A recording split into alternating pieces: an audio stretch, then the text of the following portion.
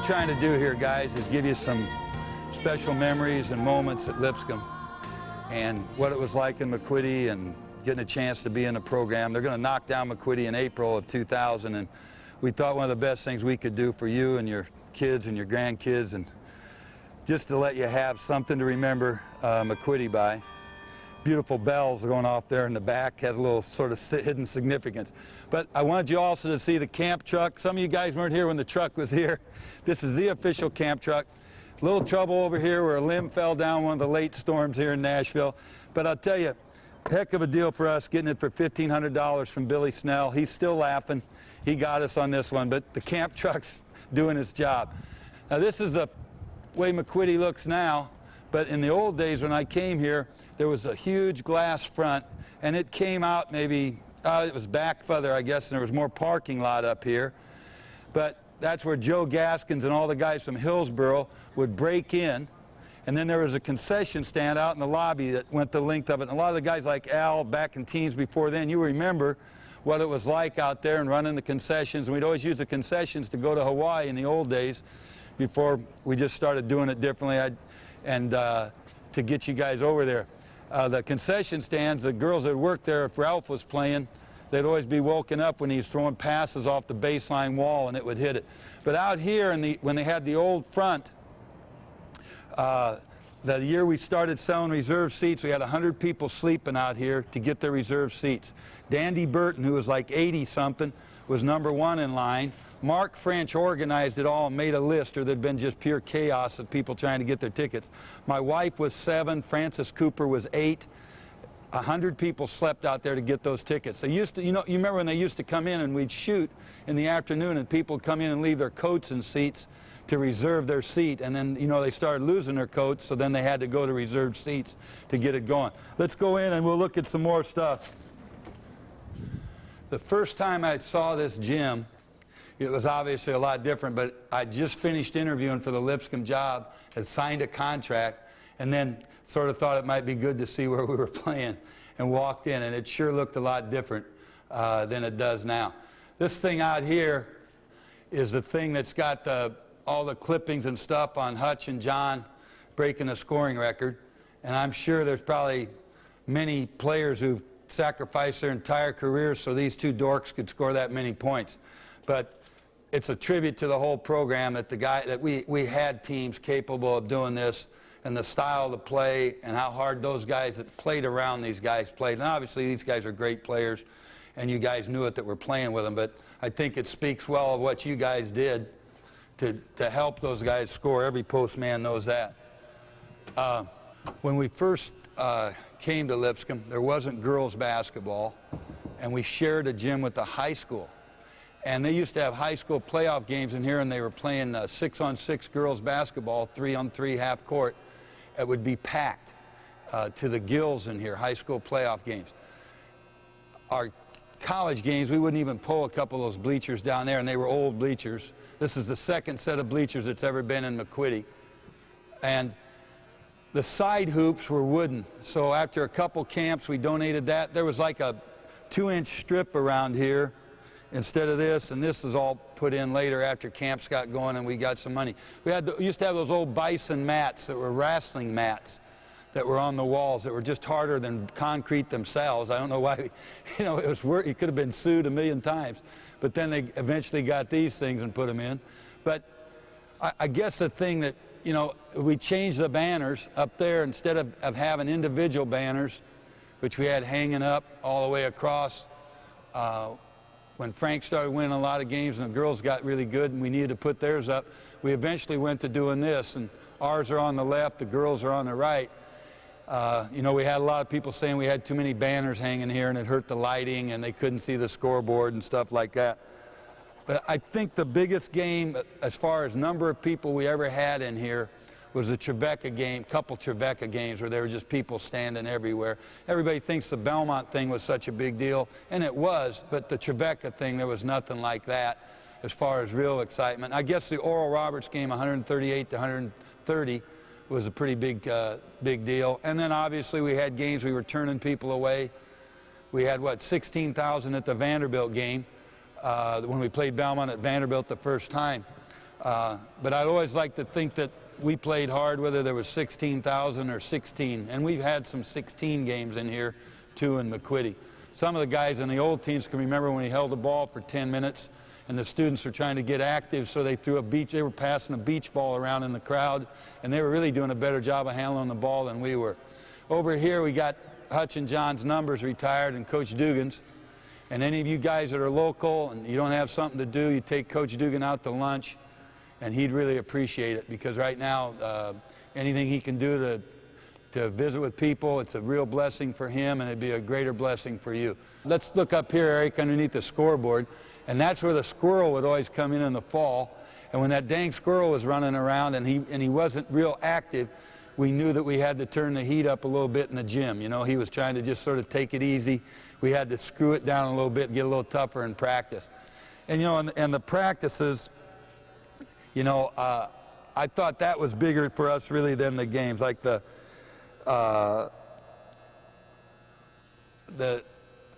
I guess the track meet practice we had the year we won it, when Bridges and Martello thought that, you know, they were going to run the bus, you know, going to drive the bus and do all the repair work. And we just had that day, we did an hour and a half of Chinese fire drills together. And then they but it didn't take very long. You know, it only lasted about a month or so. And then they came in with new suggestions that we weren't working hard enough. And then over here, I guess is probably one of the classic moments in sport. And I don't know what team it was. Every player says it was his team. But we weren't doing things right in practice. I picked up a ball. I was going to punt it. And it's really slick over here. And I ended up falling on my butt. And people really couldn't laugh because they knew we'd be running more if we did. I guess that's probably the highlight of our practices here at Lipscomb, was that one. And we're gonna go over here, and this is, to me, a special area right here, because this is where Brent and Chad and Craig did all their work. And you can see the picture they got of Chuck.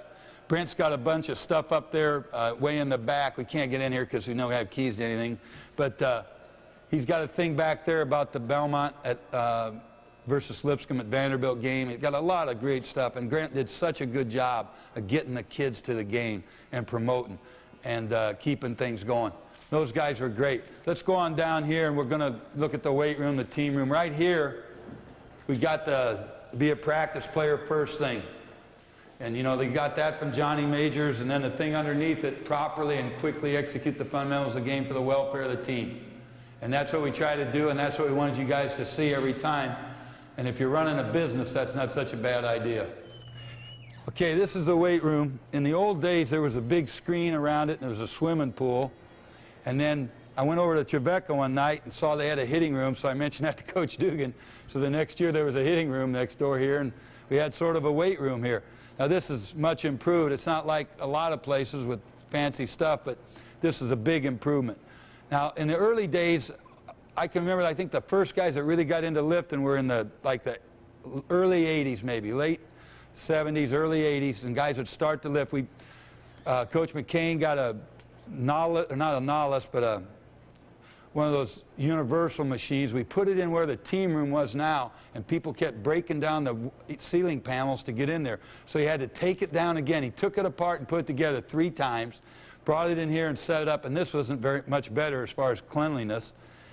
And everybody used it. And we bought it without any money in the budget and got chewed out for it, but we knew we'd never have weights here at Lipscomb, but we didn't. So it's sort of progressed from that, which was really crude, to this. We got some stuff from, I don't know if it's not Roy Orbison, one of those country music guys had some weight stuff we actually got out of his place. But this is, you know, we've really had it, and there's no doubt that right now with Coach Huddy, that like some of this stuff we got from Randy Nesbitt, the Positrack stuff, I mean, we've got some good stuff here, and the free weights and stuff, but a lot of you guys spent time in here, and a lot of you were great players because you spent the time in the weight room. Now, the training room, I think Coach Huddy opened that up so we can get in it, and it's changed a lot over the years, but guess we can't get in, huh, Hud? But the training room, I think the thing I remember most about the training room, and I wasn't there to witness it, but was when Coach Dugan captured Hutch in that headlock and had his championship ring and was working a noogie on his head. and really working on him because he thought he was fighting with somebody. They were jacking around, screwing around. Here's probably one of your most special places you've ever spent. The whirlpool that Chris Snoddy put in that it's not quite as active as it used to be. And then, of course, the shower.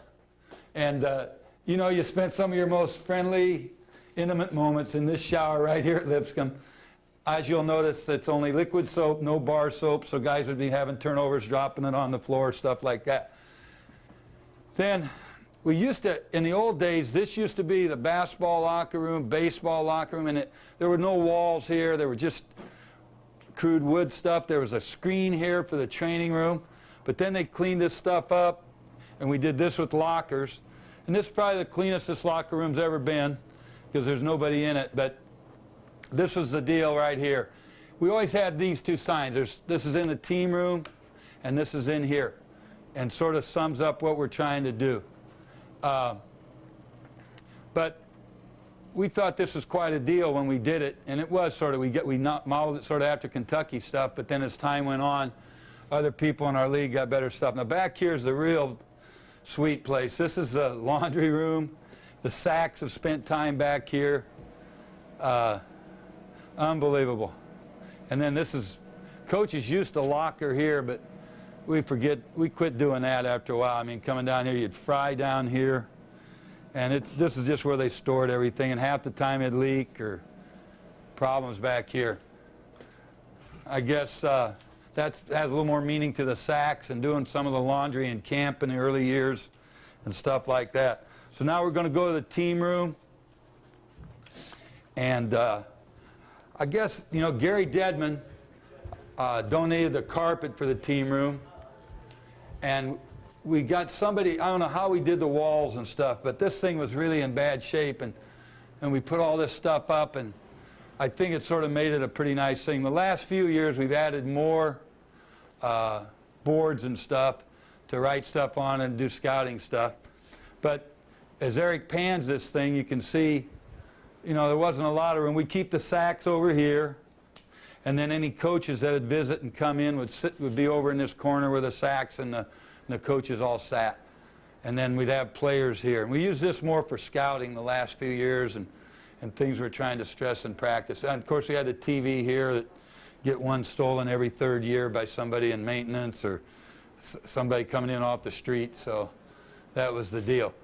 And, probably the big thing, I think, like probably late 70s, early 80s, we made the big move, and that big move was to have Chuck give a pregame talk. And we started out with Alan Banks doing the speeches, and that was, I'll tell you, that was not very good speeches because Alan Banks is not real intelligent. But then we had Martello, and those are works of art. Then Dwayne Houston. And then it keep being passed on down from player to player, sort of a tradition, handing on the torch, so to speak, to light the way. And they would, that's just a little joke, an inside joke, some of you will know.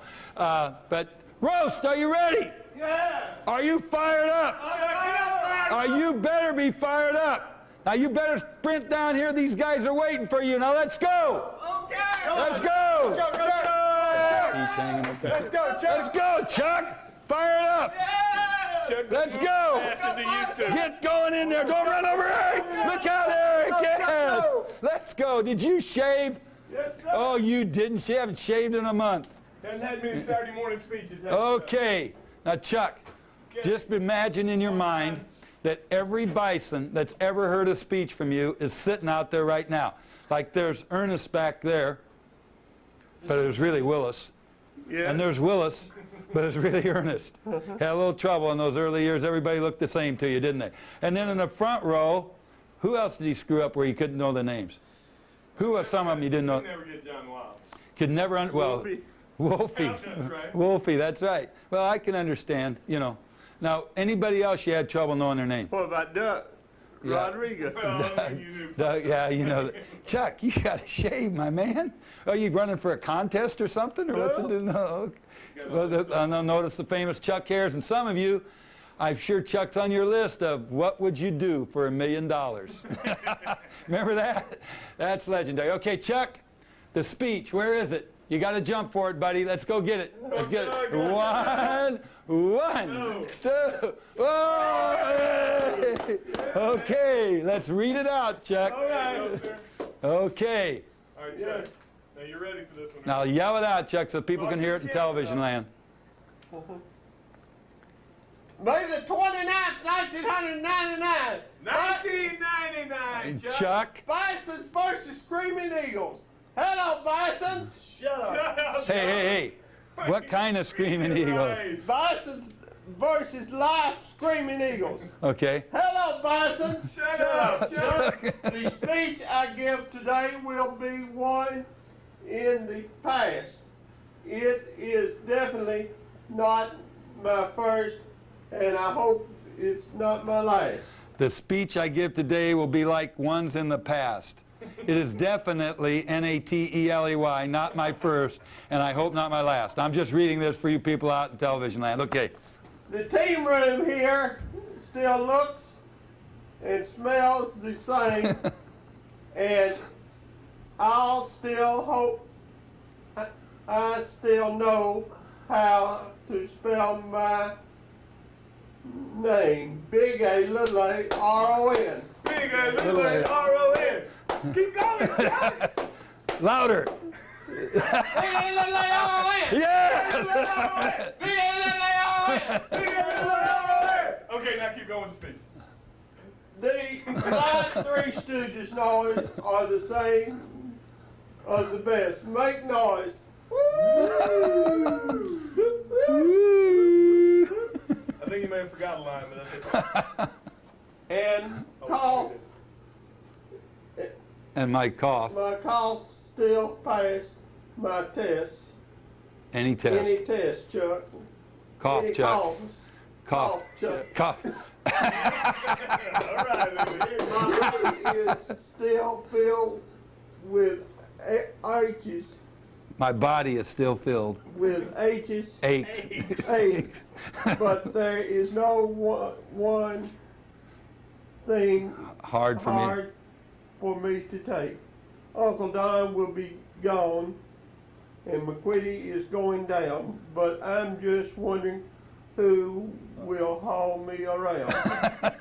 The Titans are here, and the Predators too, but as you know, I'm still a sound The whole. the whole Summer. summer through.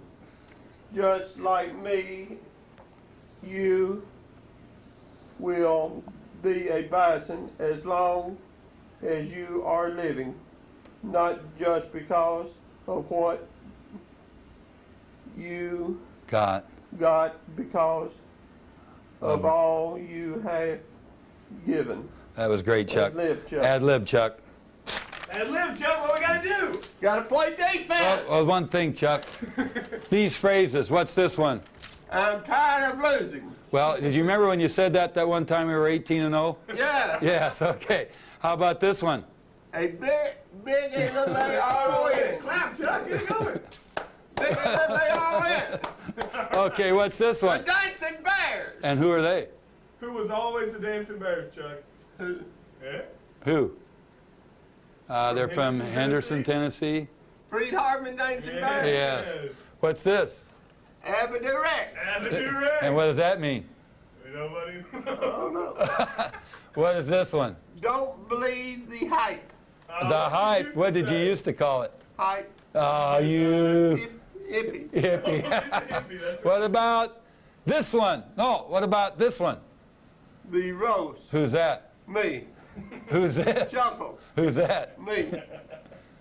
What about this?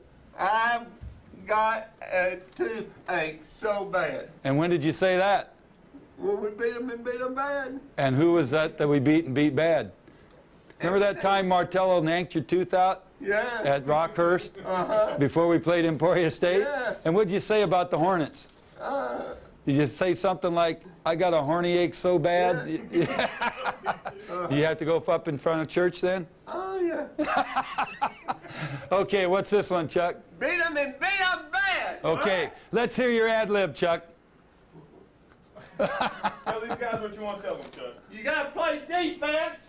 You gotta get your hands up on defense. You gotta block out. You gotta get good rebounds. Hey, what's this? And you gotta rub the buckle. Oh, the buckle? What is that? The bison. That's right. Not the big bison, though, huh? Nope. No. Okay, Chuck, anything Chuck, you is there anything you want to tell the guys now? This is your chance to say to all the guys what you think. I think you guys played real good this year, and I'm hoping to have a good season this coming year. All right. We're gonna miss Don and Jason, But not Coach Huddy. but not Coach Huddy. Because Coach Huddy's gonna be here with us. We even gonna miss Emily and Carmen. Oh, well, that's nice. That's nice. Anything else? Are Emily and Any of Carmen the staying former or not? players? We're gonna Any miss of the former players a long time ago. Anything you got to say to the... We don't care. Hey, what is this? sea dogs, No? sea hogs. What is that? What are they? I don't know. Well, Okay, anything you want to tell any of the former players? You want to tell them thanks for being nice to you? Or anything Yes, like that? I want to thank Philip Hutchison being so nice to me, and Wade Thomason, even though his little boy died, and I'm sad about him. And I really like Wade, even Alan Banks and all of them, Even out. and Ricky Bowers too. oh my, did you know Ricky Bowers has got braces now? I didn't know that. No, he does. And even And, Mike Rowland. and you're going to need them. You need braces if you don't start flossing your teeth. Now get flossing. Okay. Even Ernest and all of them. And all the players that were here this year, I'm going to miss them all. Anything else, buddy? But I'm hoping that Adam will come back here. I don't think so, but that's a good one. Anything else, buddy? And I'm going to miss Herman that used to play because he was a good friend. Well, Okay, what else, Chuck? Anything else? Even going to miss Don and Jason. Okay, good. Anything? You got anything else for us, buddy? Even going to miss Andy Lane, Coach Lane. Yeah? Okay, we're going into other sports now. That's good. Hey, why don't you rub the buckle for him yeah, one good rub the time? buckle one more time. Yes. Okay. And Let's then rub stack it up. Coach's head. Rub Let's Coach's head. rub my head. There you go, buddy. All right, now Okay, let's stack it up, bud. Let's go. Stack it up. Let's go. Count it, Get Chuck. Coach Count in. it. Come Oh, on, I'm count sorry. it. Count it up. You count down. 1, 2, 3. Team. Okay, All right, Chuck. buddy. Okay, we're good, buddy. Okay, it's going to be hard to progress from there. Let's go on up, Eric. Eric, this is the outdoor court area, the slab where we use for this area for camp with the younger kids. Frank Bennett, the slab master, would have them right here. We'd put them in shirts. And then we use this driveway down here to put portable hoops, and it'd be sort of shaded during the day. Now, if you look over there where those 3 trees are diagonally, that's where we used to have permanent hoops, 4 of them. 2 of them were 9-foot goals. All the older guys would try to dunk on them, get hurt. And then we had some 10-foot goals, and then we'd put some portables in. But there's a cage over there, the squirrel. They'd put the squirreliest camper in the cage. It's just a sewage drain or whatever, a water drain, and they'd stick them down in there. And squirrels would be knocking acorns down on them, and pigeons would be swooping over, and a lot of stuff like the magic word. All the young kids started here. Wade, I think, started on the outdoor courts when he was a camper, and we made all the guys that worked, that were our players that we recruited, they had to work the outdoor courts with Frank first. Some of them never progressed past that, but it was a badge of honor to work the slab. Let's go on up to Burton now and see the next area. Okay, Eric, this is Burton Gym. We used to have hoops back here on the back end that guys would actually practice on. Some old hoops that were put there for kids to play on. They weren't great, but they were okay. And then when they made the new additions to the high school, that went. But John unlocked Burton, so we'll go in. Okay, Eric, this sort of looks like a dungeon, but we'd throw balls down here. And if a kid wasn't doing drills very well, we'd throw him down here to work on his attitude, get his clinic fundamentals down. Then up here, the water fountain's sort of been ripped off. You can hear the sound of the fan that doesn't want to run. Heater's probably on. There's no lights in Burton now. The paint that's chipped off, the only rule for the kids was don't eat the paint chips. But the paint would chip off and fall on the floor. And the rims obviously take a beating. They used to play college basketball in here. It was one of the first gyms in Tennessee. And we always told the kids this was the original birthplace of basketball, and it was just moved from Springfield, Massachusetts down here. This used to be glass boards.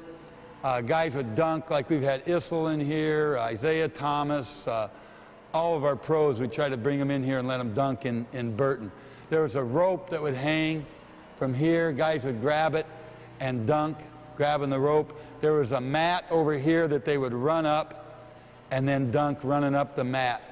Horse with the mustache. You can see the supports for the horse with the mustache. They duct taped it up or something, but they took it down. And there was a painting up here of a Mustang that had a mustache on it. Vlasin, Ron Vlasin from Colorado, has won 9 state championships. He ran this gym, and he had his guys bring a big bulletin board in for William James Day on Tuesday that had all kinds of horse drawings on it, and that sort of started the wall of fame, wall of shame on the drawings. Most of the guys wanted to have bad drawings. They'd draw as bad a horse as they could so they could make the wall of shame. But one year, one kid really wanted to make the wall of fame, got put on the wall of shame. We had some problems with that with the parents, so we had to disperse with the wall of fame, wall of shame. Sort of like the non-graded schools, you know. We had to make a concession to be politically correct. But the floor, you can see where they put some new wood in here. Maybe it's old wood, but just a little different. This is the little guys that play their games in here, and instead of having mats now, we just have nails to hang campers up on. Camper's not working good, you just hang him by his jersey up there and talk to him. A lot of good players went through Burton Gym, and we don't use it much now unless it's raining or something, but it was a heck of a place. There was a lot of fun groups in here. I told my best jokes in here right at center court. This group seemed to like the jokes better than anybody else. In fact, if you got some time, I could tell you some. Why'd the chicken go to the other side of the playground? He wanted to get to the other slide. You know, why'd the chicken cross the road? The referee called it, or why'd the chicken cross the basketball court? The referee called a foul. You know, stuff like that. This is going to be torn down, and they're going to put up a multi-purpose facility here, supposedly. But I don't think anything could have more multi-purposes than Burton Gym has served over the years.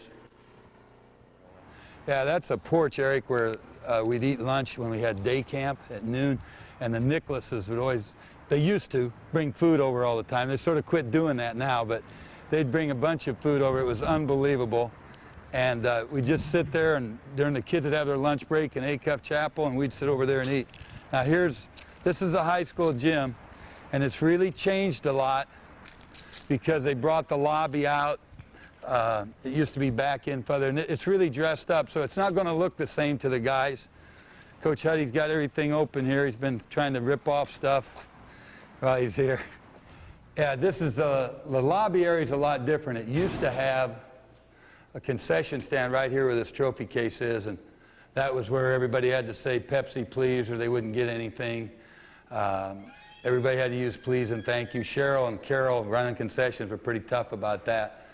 And then now it's set up with the concessions here and everything, but the high schools had unbelievable programs, men's and women's both, and you can see all the trophies and stuff they got up out here. And then the gym area in here has really been dressed up. That area down there was closed, and we had a big Mustang down there, and that's where the kids had set their lunches during day camp. And then we had old bleachers over here on the side, but this is where we played the Rollo Classics. Only time we didn't was last year in '98 when we couldn't use this because they were building the auxiliary gym back here and we couldn't get in. And then the other time we didn't was when Craig Jackson broke a backboard dunking in the pre-Rollo in the dunk contest. But there have been some really great games in the middle of the summer here with this gym packed for the Rollo Classic. Heck of a deal, and really, it was good basketball. Our guys, I thought, played as hard in the middle of summer as most teams did in the national tournament. Eric, this is a shirt room, and we just store everything in here for camp. We got an attic area that's got all the balls and stuff, but these are all leftover shirts from last summer's camp, and then we've got camp shirts coming in from Greg Eubanks. Up here's hats, and these are shorts and other junk, but all this stuff's gonna be filled with shirts for each one of the sessions. And the Sacks spend all their time out here, it seems like, in the summer, so that's why we're in here. But the student assistant coaches set up everything, and they do the laundry, they teach at gyms, in gyms, and run the front desk and try to coexist with Barb. You know, that's a very tough task. Seth has sort of hung in there, Jason Piercy over the years, and different guys. And then this is home and house lobby. It used to be we had almost all of this, and then security came over. But we've got the attic up here where we got everything from camp, and the guys can remember moving balls up here and sweating like pigs up there because it gets really hot. Now we're going into Jason's office, and his is a little messy right now because we got camp coming up, and he's a big recycler. But this is like equipment, shorts, and shirts for next year's team and stuff. And he's the guy that keeps everything on the computer that makes it really go. He's got some of his plaques, all the plaques from the years he played or coached here. And then just other stuff. Big Mark McGuire fan, and Barb's a big Rodman fan, but Jason's a little more of a McGuire fan than that. And it's a picture he's got of Philip, Wade, Darren, Marcus, and could look like Richard Taylor, but that's really Wade, you know, down there. But that's where he sets all his stuff up. We started doing some of these posters that were pretty good. I think it's the first one we did with the heavy metal group, and that was, I don't know what team that was. I think that's a team, that could have been the 41-5 team on that one. And then back in here is a tape room, and we just put a few of the tapes here, but this is where Jason packages all the tapes and stuff. Danita's office was right over here. She took down her big poster of Peyton Manning, full-size, life-size poster of Peyton Manning, I think, when he lost that last playoff game against Nebraska. But and then John worked out of here, and here, of course, we got John's. You know, Al Sharp always loved this, the 1965 Impala memorabilia, and his marriage, and wore his Pirates hat when he got married. And John was a sack on the first team that we had that won it, and then has been with a bunch of different, you know, championship football and basketball teams in high school. But he's organized. He's the only one of the coaches that's organized. And we keep all the game tapes here and tapes for coaches to watch when they'd come in, and stuff we would mail out to coaches when they'd write and stuff. But there's a lot of work done in these two offices because of so much stuff done in a small area. Now, we don't want to really look at this too hard. This is my office. There's a lot. It's a good thing I'm probably getting a new job, because that way we can just get this stuff out of here rather than try to straighten it up or clean it up. But a lot of camp junk in there. It sort of seems as you get older, it doesn't get clean as much. A lot of these are plaques of all the guys that made All-American. I think we've had something like 22 All-Americans, 3 Players of the Year, 2 GTE Academic Players of the Year, and just a bunch of different plaques that are set up that we'd get from those people. Now, this stuff in here is pretty interesting, because when you come into Barb's office area, if you start over here, we didn't make a picture plaque of the first team we had. We didn't know how to do it, but that's the second team at Lipscomb that was here, and then we just go all the way around the top there if you pan it, and you should have 23 of the teams that were at Lipscomb.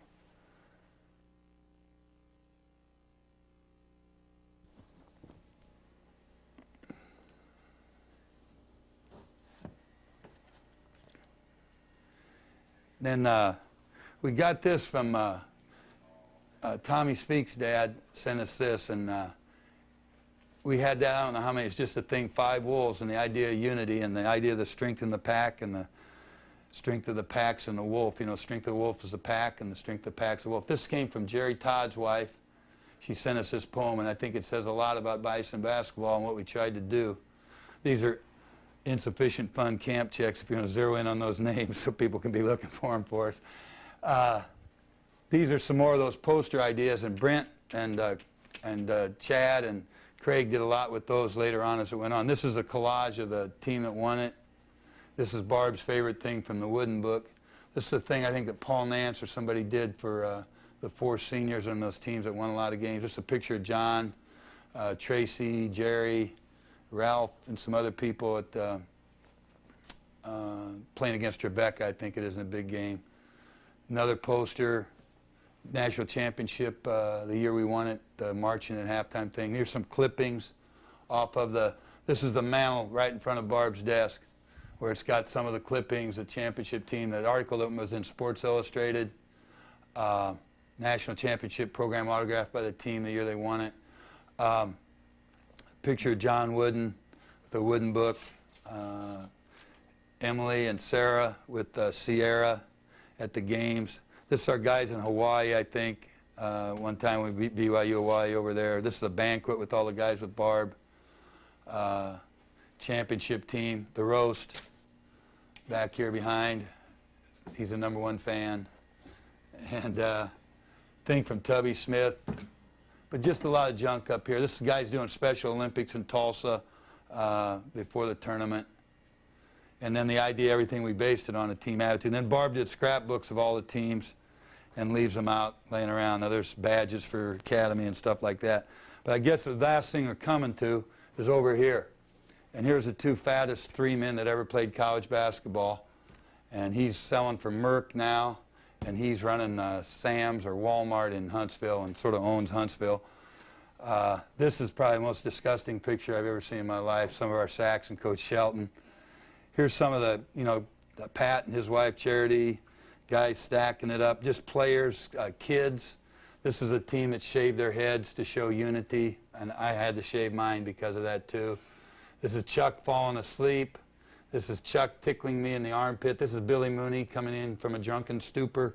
Not really, not really. This is me trying to grow bison hair. Robert Sane and his kid, Andy Blackston when he was about 2 years old.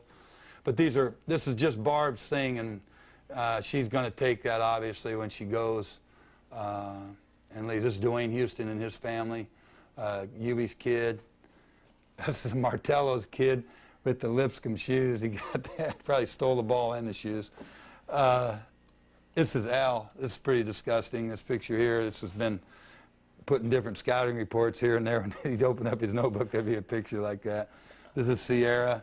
Jamie, who's working in the boys club in Huntsville now. And there's a lot of memories on that. Rod's playing overseas, his picture, playing in Germany, and I think he's in Italy now. Then over here, Darren is still playing pro ball, and this is a picture of him when he's playing on one of the teams that went in the Foreign Cup. And this is John, a picture of John at the national tournament. And Barb's favorite picture of Rodman, of course.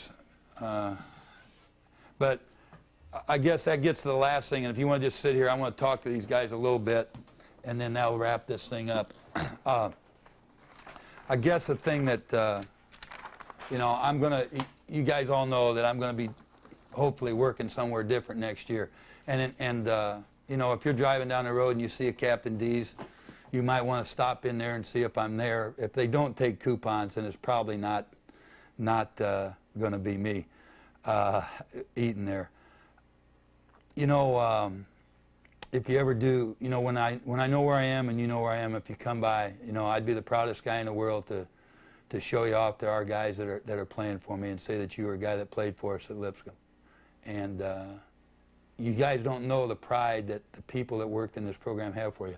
The reason I'm the only one talking is Jason and John felt that they hadn't been with everybody. Danita had only been with a few people. And the reason Barb's not here is because she just couldn't talk to you. She wouldn't be able to talk without just crying her head off, and because you guys all mean so much to her. And I hope that people like that you'll always remember how interested they were in you as people, not just players.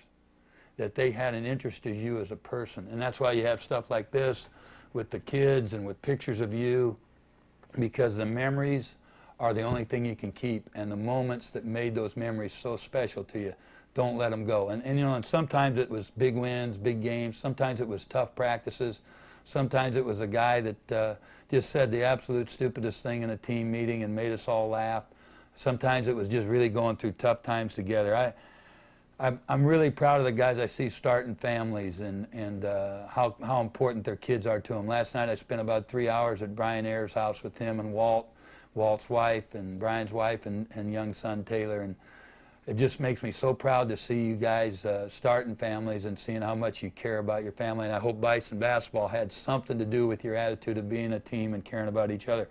But I think the biggest thing is the idea of helping each other. You know, the idea with the Wolves. Wolves will take like 6 months and just be despondent, depressed, do nothing because someone in the pack died. And then they can be the most happy, jovial things in the world when things are going well. They're killing all the deer, things are flowing just right. And I think that's sort of the way it is in a good program. And, you know, I hate to make a note of this, but I don't think I've ever been prouder of our program than when Wade had to go through what he went through just a few weeks ago. And there were so many players that came and so many players that showed up to support him. Not guys just off his own team, but guys like Thomas Lanier and Tracy Sales and Richard Taylor and guys that didn't even play on his teams but just had so much respect for him. And it just means a lot to have a team where everybody cares about each other. And obviously a guy like Wade, he was always there for everybody on his team, so it's only fair he gets that kind of thing. I guess the reason I coached basketball at Lipscomb, well, and the way we did it, I'm sort of like Bobby Knight. Bobby Knight was the worst defensive player that ever played basketball at Ohio State, and that's why he always emphasized defense so much. And I always emphasize team because I'm probably the most selfish person in the world. But being around you guys, when you were giving and when you were trying to help each other, it sort of made me be a little bit better person. And I hope that you'll have that kind of attitude and you'll try to foster that idea of giving, because the only way you're going to win is by giving. Nobody ever wins anything by taking and using people and tromping on them. You got to try to bring people up, build them up, and you got to give. And then the last thing, you know, I think don't feel like you have to win a championship to be a champion. You don't have to win a championship to be a champion. All you got to do is give that effort. And I always felt about our teams, you know, I thought in the early years we copied a lot of people. We used things from Indiana, Duke, North Carolina, Dick Mata, different people. But I felt as our program developed, people copied us, and people wanted to play the game like Lipscomb played it. And it was because of the way you guys went about it, whether it was starting your shot, doing the shooting progression, getting right under the hoop and working your way out. We were the program that everybody wanted to really be like because of the way you guys were and the way you played and the way you cared about each other. And I think that the thing that, to me, is the really big thing is I always felt with the kind of kids we had that even when we lost, we won. And that's something for you to think about. So what we're doing here is just something for you to have, for your family, for you to show people, to show them where you came from and what made you part of what you are in your life. And we're going to stop with a song here, no invitation, no nothing like that, but just something for you to remember what McQuiddy was like. And then we're going to tack some footage on the end of it, some TV footage we were able to get of different games for you to look at and to enjoy. But there's no way, you know, they say the greatest feelings are expressed in silence. There's no way I can tell you guys how I feel about you. All the other coaches, Barb, everybody else, there's no way that we can ever tell you how much we appreciate everything you did and what a big part you were of our lives. And this isn't the end. It's just the beginning of something new for us. And you need to look at it that way too. And you need to support Lipscomb Athletics and make sure they're doing things right and stay on top of it. And you be the same kind of guy you were when I was here and when everybody else was here. You try to support things and make it the best that it can be.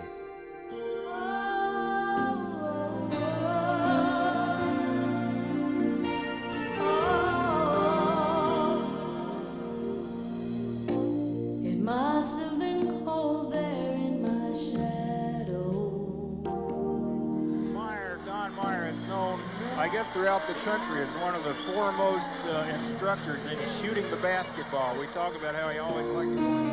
You were content to let me shine, that's your way. You always walked a step behind. So I was the one with all the glory. John Meyer has developed a program with a reputation for you were the one with all the strength.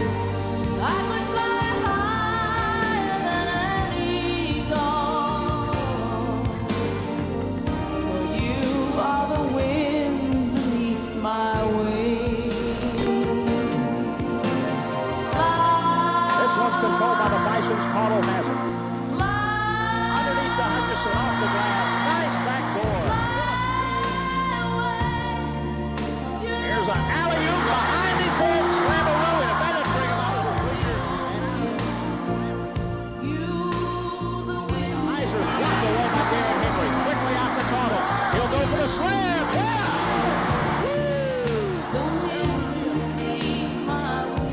There are a lot of people who don't even have a seat. There's standing room only in the aisle areas. And we've got a lot of people that are standing on their feet here to see this game tonight.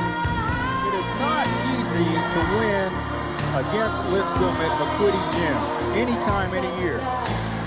Crowd is really into it, Jonathan. This is definitely the place to be in Nashville tonight. Nobody's standing up, Mike. I think standing up may be the way to watch this game. You won't miss anything that way. There are a lot of people who don't even have a seat. They're standing.